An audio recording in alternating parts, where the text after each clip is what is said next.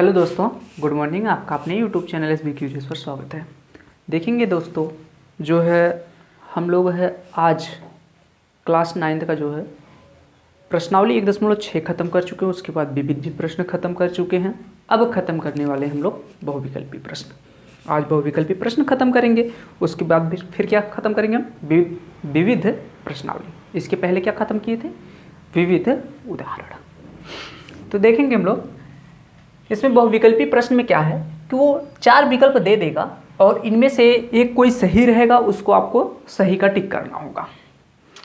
जो कि आपके एग्जाम में इस प्रकार के क्वेश्चन 4 या 5 क्वेश्चन देते हैं बहुविकल्पी के रूप में। ठीक, देखिए पहला क्वेश्चन में क्या कह रहा है, निम्नलिखित में परिमेय संख्या है। ये जो चारों विकल्प दिए हैं ना, इसमें से कौन सी परिमेय संख्या है? चलिए हम चेक करते हैं। देखिए ये जो 9 दिया है, इसका देखिए कितना मूल है? 3rd मूल है, मतलब घनमूल निकालने के लिए कह रहा है। किसका? 9 का। क्या 9 का आप लोग घनमूल निकाल लेते हैं? तो आंसर होगा नहीं सर। हम लोग निकालते क्या हैं? 9 का वर्गमूल होता है 3, लेकिन ये घनमूल कह रहा है निकालने के लिए। देखिए इसके अंदर 3 है, जो कि ये फिर गलत हो जाएगा, तो हम नहीं निकाल सकते। तो इस प्रकार की संख्या को हम क्या बोलते हैं? अपरिमेय संख्या बोलते हैं। ये आपकी कैसी संख्या हो गई? अपरिमेय हो गई, अपरिमेय संख्या। अब करड़ी में 7 है। करड़ी में 7 का भी अगर आप वर्गमूल निकालेंगे तो वह एक p/q के रूप में नहीं निकल पाएगा, मतलब एक भिन्न के रूप में नहीं बन पाएगा। तो यह भी एक संख्या कैसी हो गई? अपरिमेय संख्या। देखेंगे यहाँ पर जो आपका सी वाला ऑप्शन है, क्या कह रहा है? 2.737373। क्या हम इसे p/q के रूप में लिख सकते हैं? और जिन संख्याओं को हम p/q के रूप में लिख लेते हैं वह हमारी कैसी होती है? परिमेय संख्या होती है। तो देखेंगे इसमें दशमलव के बाद कितने शून्य हैं? 2 7 3 7 3 7 3। यहाँ पर दशमलव लगा है, इसमें हम गुणा कर देंगे कितने से? 6 शून्य वाली संख्या से, मतलब कि 1 0 0 0 0 0 बटे उसी संख्या से इसमें नीचे भी गुणा कर देंगे। अब देखेंगे जब इससे गुणा करेंगे तो हम क्या हो जाएगा? दशमलव हट जाएगा, 7 3 7 3 7 3, और बटे में आपका क्या आ जाएगा? ये कितना लिखा है? इकाई, दहाई, सैकड़ा, हजार, 10,000, लाख, 10 लाख, करोड़, 1 करोड़। 1 करोड़ से ज़्यादा मैंने जीरो लगा दिया क्या? 10 लाख। 10 लाख से आप लोगों ने भाग दिया। अब देखेंगे कुछ कटे पीटेगा तो ठीक है, नहीं कटे पीटेगा तब भी तो आपका p/q के रूप में दिख ही रहा है आपको। इसका तो सिर्फ ये बताना है ना कि परिमेय है कि नहीं। तो फिर यह वाली संख्या कैसी हो गई? आपकी परिमेय संख्या हो गई। आपका आंसर मिल गया, यहीं पर छोड़ दीजिए। बहुत सारे बच्चों को ये विकल्प जो डी वाला दिया है ना, उन लोगों को ये लगा होगा कि सर ये वाली परिमेय संख्या है। क्यों? क्योंकि लोग तुरंत देखते हैं कि हाँ 9 है और 9 का वर्गमूल निकालने के लिए कह रहा है और दशमलव लगा है, लोग तुरंत क्या करते हैं? यहाँ पर दशमलव लगा के ऐसे लिख देते हैं, लेकिन ये गलत है।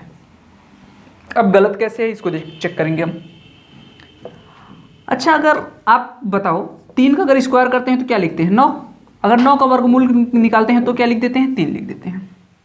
यही होता है। अब 3 का स्क्वायर का मतलब क्या होता है? 3 × 3 होता है। लेकिन अगर यहीं पर हो जाए 0.3 और गुणे 0.3 हो जाए, तब ये जब आप गुणा करेंगे 3 तरीके तो 9 होगा, लेकिन दशमलव यहाँ पर एक स्थान और यहाँ पर एक स्थान। दशमलव कितने स्थान पे लगेगा? 2 स्थान पे। ये होगा ना, ये प्राप्त होगा। अब इसका वर्गमूल अगर आप निकालें तब जाके 0.3 आएगा। लेकिन आप लोग क्या करते हैं कि इसी का वर्गमूल निकाल के और 0.3 लिख देते हैं, जो कि गलत होता है। 0.09 का वर्गमूल क्या होता है? 0.3 होता है, ना कि 0.9 का वर्गमूल 0.3 होता है। ठीक, ये जो है नहीं होता है। बात समझ में आई? इस वजह से आपका आंसर क्या हो गया? सी वाला। तो चलिए इसी तरह जो क्वेश्चन नंबर 2 दिया है उसको देखेंगे।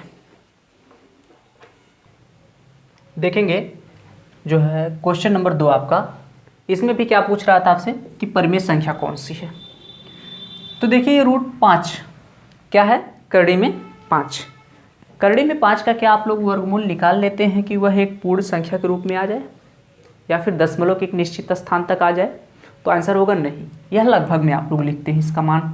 ठीक, तो यह हमारी एक कैसी संख्या हो गई? अपरिमेय संख्या हो जाएगी। ये समझ लीजिएगा कि अगर रूट के अंदर कोई संख्या अगर उसका वर्गमूल नहीं निकल रहा है तो वह एक अपरिमेय संख्या होती है। अगर मान लीजिए घनमूल निकाल रहे हैं और घनमूल पूरा पूरा नहीं निकल रहा है तो वह भी एक अपरिमेय संख्या होती है, ठीक ना। यहाँ पर देखेंगे रूट के अंदर क्या है, एक, और रूट के अंदर एक का मान एक ही होता है, अतः यह एक कैसी संख्या है, परिमेय संख्या है। आपका आंसर यहाँ पर कौन सा हो जाएगा, बी वाला। चलिए सी वाले को चेक करते हैं। ये क्या है आपका 1 + 4/9। इसको देखेंगे 9 एकम 9 4 13, 13/9 रूट में हो गया। इसको अगर हम निकालेंगे तो 13 हमारी एक अभाज्य संख्या है और 9 का जब करेंगे तो यह 9 हो जाएगा। इस तरह से क्या हो जाएगा, रूट में 13/3। देखेंगे हम किसी अगर अपरिमेय संख्या में किसी परिमेय संख्या से भाग देते हैं तो कैसे एक संख्या प्राप्त होती है, हमेशा एक अपरिमेय संख्या ही प्राप्त होती है। और रूट 13 जो है इसका जो है एक कोई आप वर्गमूल निकालेंगे तो कोई पूर्ण संख्या तो निकलेगी नहीं। इस वजह से आपका कैसी संख्या हो गई, एक अपरिमेय संख्या हो गई। कैसी संख्या, अपरिमेय संख्या हो गई। देखेंगे डी वाला। अब डी वाला देख के बहुत सारे आंसर जो है बच्चे डी वाला लगा देंगे। यहाँ रूट 1 के बजाय वो लोग डी ज़्यादातर लगाएंगे, ज़्यादा बच्चे डी लगाएंगे। क्यों, क्योंकि उनको तुरंत सिर्फ ये 25 दिखता है और 25 का वर्गमूल निकाल के जो लोग है 5 लिख देते हैं। क्या लिखते हैं, 5। लेकिन ये भूल जाते हैं कि इसमें दशमलव बीच में 5 था। अगर कुछ लोगों को याद भी आता है कि बीच में दशमलव है तो यहाँ पर दशमलव लगा के भी आंसर दे देते हैं, लेकिन ये गलत हो जाएगा आपका। क्यों, क्योंकि 0.5 गुणे 0.5 आप करिए, देखिए कितना आ जाएगा 25, और 0.2 स्थान पे है ना तो यहाँ पर दशमलव लगेगा, लेकिन ये यहाँ कहाँ दशमलव लगा है, बीच में लगा है। मतलब इसका भी आप लोग वर्गमूल नहीं निकाल सकते हैं। अतः यह भी एक कैसी संख्या हो गई, अपरिमेय संख्या हो गई, अपरिमेय संख्या हो गई। किसी को दिक्कत यहाँ तक कोई? तो चलिए फिर देखेंगे प्रश्न नंबर 3। देखेंगे प्रश्न नंबर 3 में कह रहा है कि अपरिमेय संख्या है। इन चारों विकल्पों में से कौन सी संख्या जो है कि अपरिमेय है। देखेंगे यहाँ पर 22/7 ये p/q के रूप में ही लिखा गया है। अगर p/q के रूप में लिखा गया है, यहाँ पर p भी पूर्णांक है और q भी पूर्णांक है, तो यह एक कैसी संख्या हो जाएगी, परिमेय संख्या हो जाएगी। देखिए यहाँ पर ये जो सारे क्वेश्चन मैं करवा रहा हूँ ये सारे जो है शुरू के ही प्रश्नावली में आप लोगों को करवा दिए थे सारे। यहाँ पर हम बहुत ज़्यादा नहीं समझाने की कोशिश कर रहे हैं। क्यों, क्योंकि आपको शुरू में ये सारी चीज़ें मैं बहुत डिटेल में बताया हूँ। अगर जो बच्चे वहाँ पढ़े होंगे उनको तो ये यहाँ पर सब कुछ आता ही होगा, लेकिन जो नहीं पढ़े हैं उनके लिए यहाँ पर भी देखिए। और अगर कुछ नहीं समझ में आ रहा है शुरू में वो जाके पहले की क्लास जो है परिमेय संख्या वाली उसको कर लेंगे, नहीं तो फिर आप लोगों को प्रॉब्लम आती रहेगी, कुछ ना तो कुछ बचा रहेगा कि कैसे परिमेय है कैसे अपरिमेय है। आप लोग वहाँ देख लीजिएगा। यहाँ पर देखेंगे कि बी में क्या ऑप्शन दिया है कि पाई एक कैसी संख्या है, परिमेय है या फिर अपरिमेय है। तो पाई हमारी एक जो है अपरिमेय संख्या है। कैसी संख्या है, अपरिमेय संख्या है। आखिर पाई एक अपरिमेय संख्या क्यों है, जो कि पाई का मान लोग 22/7 ही लिखते हैं, लेकिन ये गलत है। ये एक्यूरेट मान नहीं, ये लगभग मान लिखा जाता है। 22/7 जो मान लिखते हैं हम लोग ना, वो पाई का लगभग मान है। अगर इसका जो पाई का एकदम एक्यूरेट मान आप लोग देखेंगे तो वह दशमलव के बाद अनंत तक चलते हुए चला जाता है और उसका कोई सीक्वेंस नहीं है कि इसके बाद क्या आएगा। इसी वजह से यह एक कैसी संख्या है, अपरिमेय संख्या है। बात समझ में आ गई। चलिए, ये तो आपको साफ ही दिख रहा है कि 69/100 कर देंगे, p/q के रूप में हो गया, एक परिमेय संख्या हो गई। अब यहाँ पर देखेंगे 5/16 है, तो हम इसको क्या लिख सकते हैं, 5/16 का मान क्या हो जाएगा, 4, तो 5/4 p/q के रूप का हो गया। तो यह एक कैसी संख्या हो गई, परिमेय संख्या हो गई।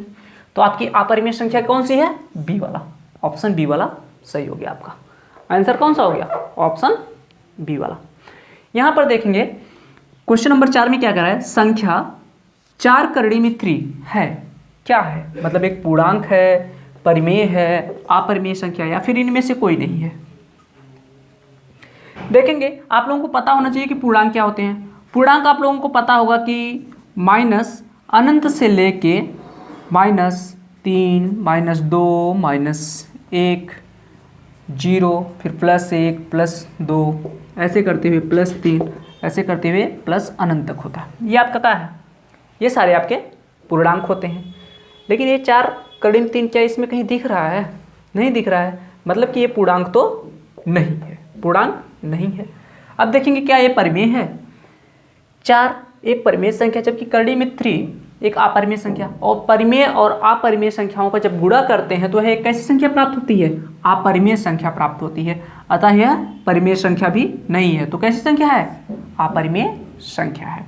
और इनमें से कोई नहीं कह रहा है तो आपको तो आंसर मिल गया, तो फिर इनमें से कोई नहीं भी क्या हो जाएगा, गलत हो जाएगा। आपका आंसर क्या हो गया, आंसर हो गया आपका सी वाला। यहाँ तक कोई दिक्कत किसी को? तो फिर चलिए आगे देखते हैं। आप लोग जो है प्रश्न संख्या 5 जो दे रखा है कि निम्न में से कौन सी संख्या अपरिमेय संख्या है। तो ये भी इसी प्रकार की संख्या है। अपरिमेय संख्या कौन सी है आप लोग बहुत इजीली ज्ञात कर लेंगे। ठीक, हम लोग देखेंगे अब प्रश्न संख्या 6 देखेंगे। प्रश्न नंबर 6 में क्या कह रहा है कि निम्न में से कौन सी संख्या अपरिमेय संख्या है। देखिए 0.14 तो बहुत आसानी से आप लोगों को समझ में आ जा रहा है कि इसको हम क्या लिख सकते हैं, बटे 100। 14/100 तो ये किस रूप की हो गई, p/q के रूप की हो गई। तो p/q के रूप की हो गई तो मतलब ये कैसी संख्या है, एक परिमेय संख्या है। कैसी संख्या हो गई, परिमेय संख्या हो गई। देखेंगे यहाँ पर क्या दे रखा है, 0.1416 पे बार। 1/6 पे क्या है यहाँ पर, बार। मतलब इसका क्या होता है 1.4161616 ये ऐसे अनंत तक चला जाएगा। तो बताइए इस प्रकार की संख्या को मैं अभी कल के ही क्लास में बताया था कि नहीं p/q के रूप में चेंज करना। अगर p/q के रूप में चेंज कर लोगे तो फिर ये कैसी संख्या एक बन जाती है, एक परिमेय संख्या बन जाती है।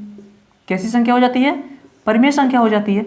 हम देखिए कल की क्लास में ये बता रखे थे, इस वजह से आज नहीं बताएंगे इसको हम p/q के रूप में बदलना। जिनको अगर नहीं आ रहा है तो कल की क्लास भी देख सकता है।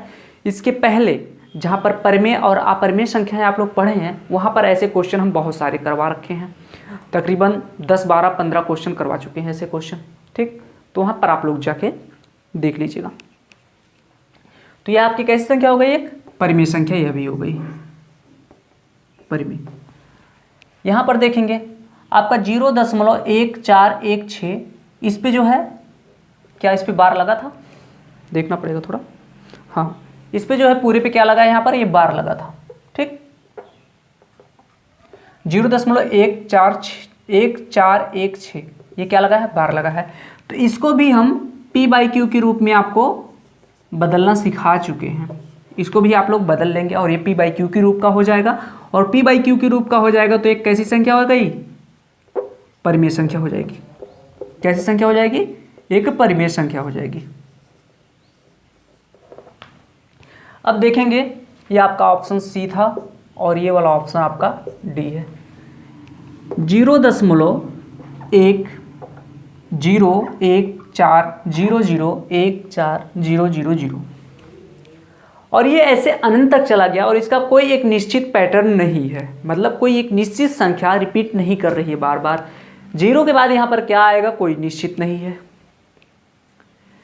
तो ऐसे संख्याओं को हम p/q के रूप में नहीं चेंज कर पाते हैं। अतः यह आपकी एक कैसी संख्या हो जाएगी, अपरिमेय संख्या हो जाएगी। कैसी संख्या हो जाएगी, अपरिमेय संख्या हो जाएगी। ध्यान दीजिएगा आपके बुक में यहाँ पर जो है ये डॉट डॉट नहीं दिया है, मतलब कि ये अनंत बार नहीं दिखाया है। अगर अनंत बार नहीं दिखाएगा तो यह एक परिमेय संख्या हो जाएगी। वो मिस प्रिंटिंग है उसकी, यहाँ पर मतलब वो टाइप नहीं कर पाया, टाइपराइटर की गलती रही होगी। यहाँ पर ये डॉट डॉट करके अनंत तक उसको दिखाना चाहिए था। तो यह आपकी कैसी संख्या हो जाएगी, एक अपरिमेय संख्या हो जाएगी। अगर किसी को प्रॉब्लम हो रही होगी यहाँ पर, मतलब कि वो पीछे की क्लास नहीं देखा होगा, और जो पीछे की क्लास नहीं देखा होगा देख लीजिएगा, अच्छे से समझ में आ जाएगा। तो चलिए हम अगले प्रश्न की तरफ बढ़ते हैं। प्रश्न नंबर 7 पे देखेंगे। प्रश्न नंबर 7 में क्या कह रहा है कि यदि t बराबर 64 तथा g बराबर t⁻2/3 प्लस 4 इंटू t⁻−1/2 हो तो g का मान क्या होगा। मतलब इसका आपका मान पूछ रहा है। ये g बराबर है तो मतलब टोटल इसका मान आप निकाल लेंगे तो मतलब कि g का मान आ जाएगा।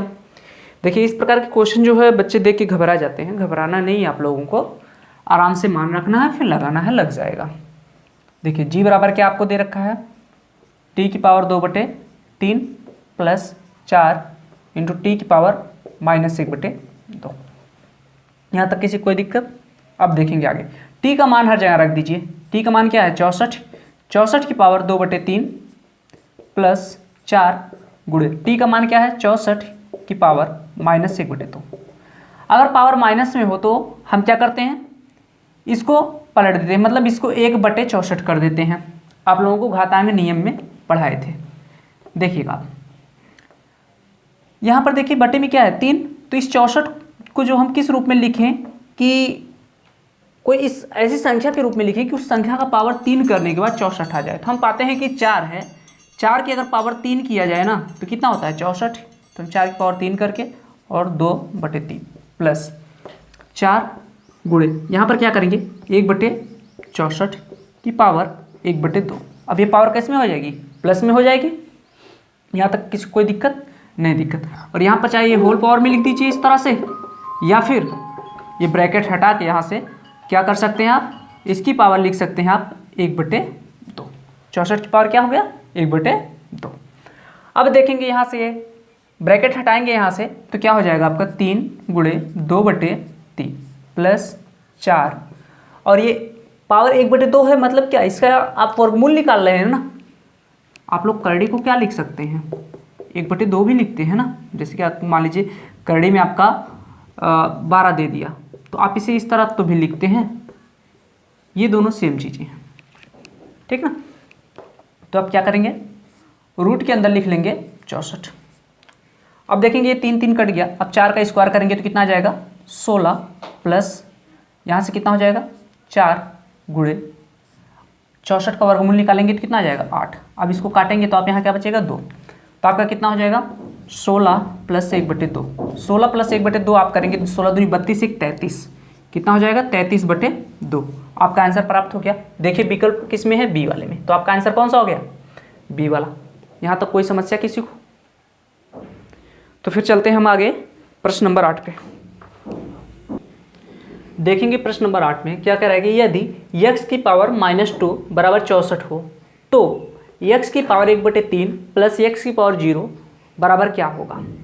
तो हम पहले यहाँ से क्या करेंगे कि x का मान निकाल लेंगे। x की पावर -1/2 लिखा है तो हम इसे क्या लिख सकते हैं? 1/x की पावर 2 बराबर 64। यहाँ तक किसी कोई परेशानी? अब हम क्या कर सकते हैं कि x स्क्वायर का इसमें गुणा करेंगे तो क्या हो जाएगा हमारा? 1 बराबर 64 गुणे x स्क्वायर। तो यहाँ से हम देखेंगे कि x स्क्वायर यहाँ पर छोड़ेंगे तो x स्क्वायर बराबर 64 इधर आएगा तो क्या हो जाएगा आपका? 1/64। अब इसका भी हम वर्गमूल निकालेंगे और इसका भी निकाल देंगे, दोनों तरफ सेम चीज़ें कर सकते हैं। तो ये हो जाएगा x और यहाँ पर क्या हो जाएगा? 1/8। तो x का मान कितना प्राप्त हो गया आपका? 1/8। अब x के मान जो है यहाँ पर हम रख देंगे। क्या है? x की पावर 1/3 प्लस x की पावर 0। x का जगह क्या रखेंगे हम? 1/8। 1/8 की पावर 1/3। अब देखेंगे हम 1/8 की पावर यहाँ पर 0। क्या हम इस 8 का यहाँ पर 1/3 लिखा गया है, मतलब क्या है? घनमूल निकालना है। जैसे कि अगर मैं कहूँ जैसे कि 8, इसको हम इस तरह से भी लिख सकते हैं पावर 1/3। बात समझ में आई? तो हमें क्या निकालना है? 1/8 का घनमूल निकालना है। तो ऊपर 1 का घनमूल निकालेंगे तो 1 ही आएगा और 8 का जब घनमूल निकालेंगे तो कितना आ जाएगा? 2 आ जाएगा। और प्लस हम आपको बता रखे हैं पहले भी, कोई भी संख्या हो अगर उसकी पावर 0 होगी तो उसका मान क्या होता है? 1 होता है। तो आपके यहाँ से क्या होगा? 2 एकम 2 1 3। आंसर क्या प्राप्त हो गया? 3/2। तो आपका आंसर कौन सा हो गया? सी वाला। यहाँ तक किसी को कोई दिक्कत? जिसको भी दिक्कत रही होगी थोड़ा सा यहाँ पर निकालने में रही होगी, और बाकी तो मुझे लग रहा है जिनको ये याद होगा इसका तो यहाँ पर मान ही नहीं रखे होंगे, डायरेक्ट वो 1 ही रख दिए होंगे। ठीक, बाकी आप लोग सभी लोग कर लेंगे। आप खुद से लगाएंगे, नहीं आएगा तो फिर से एक बार वीडियो देखेंगे। अब देखेंगे हम लोग जो है प्रश्न संख्या 9, जो कि आपका बहुविकल्पी प्रश्न का आखिरी प्रश्न है। देखेंगे हम लोग प्रश्न नंबर 9 क्या कह रहा है? यदि 4x - 4 की पावर x - 1 बराबर 24 हो तो 2x की पावर x का मान होगा। इसका मान आपसे पूछ रहा है। तो पहले हम क्या करेंगे कि x का मान निकालने की कोशिश करेंगे। यहाँ से x का मान निकालेंगे। क्या हो जाएगा? 4x - 1 ये आपको दे रखा है। अब देखेंगे हम इसकी पावर क्या रखा है? x - 1। तो आपको पता होगा कि किसी ऐसी संख्या का जिसका आधार सेम हो और वह बटे में हो तो उसकी घातें क्या होती हैं, घट जाती हैं। मतलब किसे हम किस रूप में लिख सकते हैं, 4 की पावर x माइनस 4 की पावर x बटे 4 की पावर 1, यही लिख सकते हैं, क्योंकि ये ऊपर जाके अभी यहाँ पर इसकी घात जो है घट जाती। इस तरह से लिख सकते हैं, यहाँ तक किसी कोई दिक्कत। इसके बराबर क्या दे रखा है, 24।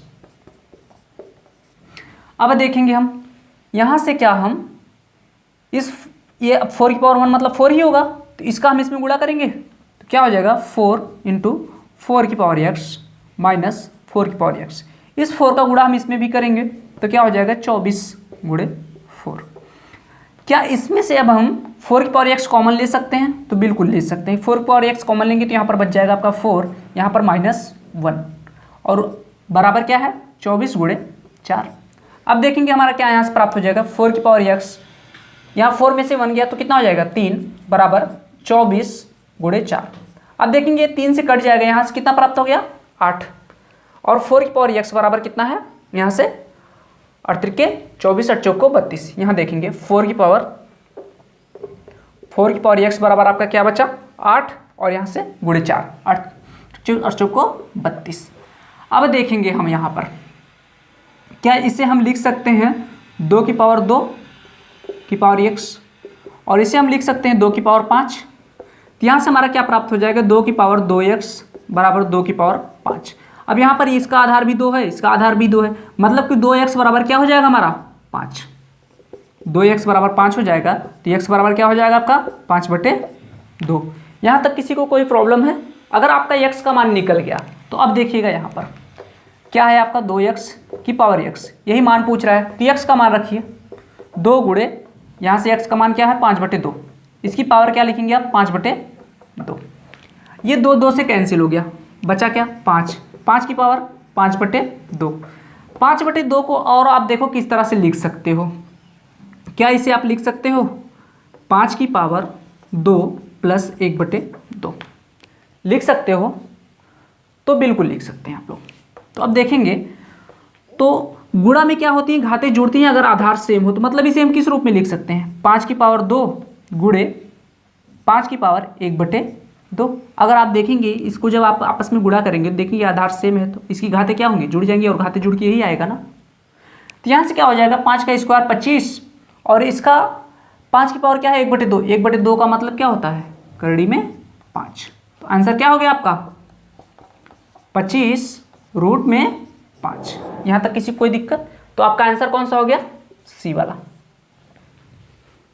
ओके, तो आज हम यहीं पर स्टॉप करते हैं। कल के क्लास में हम लोग देखेंगे जो है विविध प्रश्नावलियाँ, और विविध प्रश्नावलियाँ में जो है पूरे चैप्टर के क्वेश्चन निचोड़ के एक एक क्वेश्चन, 2 क्वेश्चन पूरे चैप्टर के जो नंबर सिस्टम के जितने चैप्टर हैं, मतलब नंबर सिस्टम के जितने भी टॉपिक हैं सबसे लगभग क्वेश्चन वो उठा रखा है, और उसको हम लोग जो है कल करेंगे। आज यहीं स्टॉप करते हैं। जय हिंद।